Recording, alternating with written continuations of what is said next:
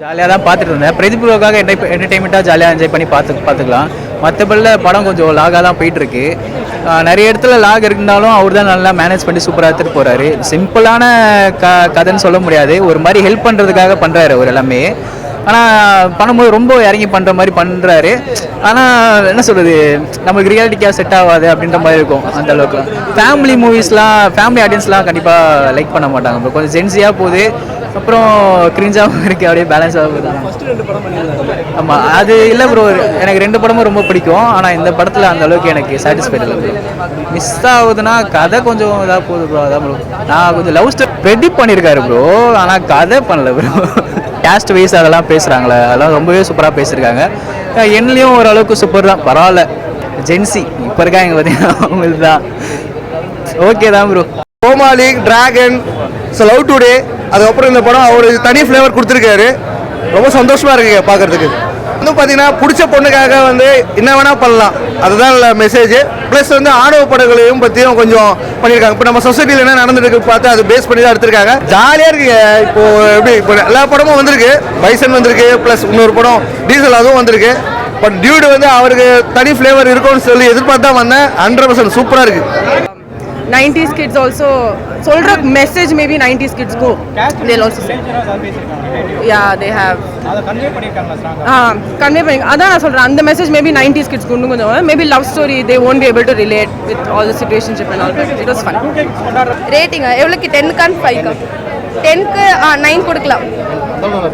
நல்லா ரொம்ப க்யூட்டாக இருந்துச்சு. மமிதா ஆக்சுவலி ரொம்ப அழகாக இருந்தாங்க படத்தில். லைக் சுற்றி போடுற மாதிரி இருந்தாங்க. ரொம்ப க்யூட்டாக இருந்துச்சு படம். லைக் நியூ ஆடியோ லான்ச்லாம் கூட நிறைய ட்ரோல் பண்ணாங்க. But he's done it. It's really good. Like music, it was very nice to C. Sorry, ரொம்ப க்யூட்டாக இருந்துச்சு. ஈவன் சரத்குமார் சார் ஆக்டிங் ரொம்ப நல்லா இருந்துச்சு. ஒரு டிராகன் கெட்டப் இல்லாத ஒரு புதுவிதமான ஒரு கேரக்டர் வந்து கொண்டு வரல இந்த படத்தில். அதுதான் ஒரு டிசப்பாயின்மெண்ட்டாக இருக்குது.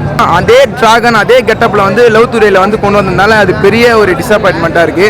மிச்சபடி நான் தலை ஃபேனு. ஆனால் வந்து இந்த படம் ஏன் பார்த்தோன்னா, ஒரு நியூ ஆக்டர், ஒரு நியூ ஃபிலிம், ஒரு ஜென்ரேஷன் வந்து கொண்டு வராங்கன்னா அது பிரதீப்பால தான் முடியும் இனிமேலேருந்து. அதனால் வந்து இந்த படத்தை எல்லோரும் பாருங்கள். ஒரு 3 யங்கஸ்ட் ஆக்டர்ஸ் ஃபிலிம்லேருந்து ரிலீஸ் ஆகிருக்கு. அது வந்து 3 படத்தையும் பார்த்து கொண்டாடணும், அவ்வளோதான். வந்து என்னென்னு கேட்டிங்கன்னா, ஒரு கேஸ்ட் கான்செப்ட், ஒரு சரத்குமார் வந்து பயங்கரமான லீட் ரோல் பண்ணி எல்லாருக்குமே ஒரு நல்ல ஒரு கான்செப்ட் பண்ணி வெளியே கொண்டு வந்திருக்காங்க படத்தை.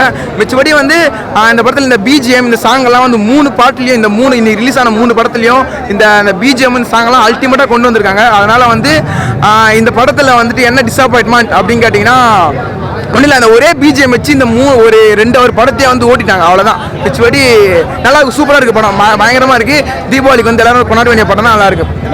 இந்த கேஸ்ட் கான்செப்ட் அவ்வளோதான். இந்த சரத்குமார் வந்து என்ன கான்செப்ட் அப்படின்னு சொல்லிட்டு, சரத்குமார் தான் லீட் ரோல் பண்ணி சொல்லுவாங்களே, இந்த லவ் பண்ணால் இந்த கேஸ்ட் பற்றி தான் பண்ணணும், இந்த கல்யாணம் பண்ணால் கேஸ்ட் பற்றி தான் சொன்னேன். அவங்களுக்கெல்லாம் இந்த படத்தை வந்து சமர்ப்பணம். எல்லாருக்கும் அந்த படம் போய் சேரணும். பேரண்ட்ஸுக்கு தான் முக்கியமான படத்தை போய் சேரணும். லவ் வந்து ஒரு கேஸ்டாலையும் இந்த ஜென்ரேஷன் வந்து எப்படி இருக்குது, இப்போ நடந்ததில்லை இந்த படுகொலைலாம், அதெல்லாம் வந்து ஃபுல்லாக இந்த கேஸ்ட் பற்றி கொண்டு வந்திருக்காங்க. ஒரு டைலாக்லேயே பிரதீப் சொல்லியிருப்பாரு அதை பற்றி, நீங்கள் பாருங்கள், நல்லாயிருக்கும் ப்ரோ.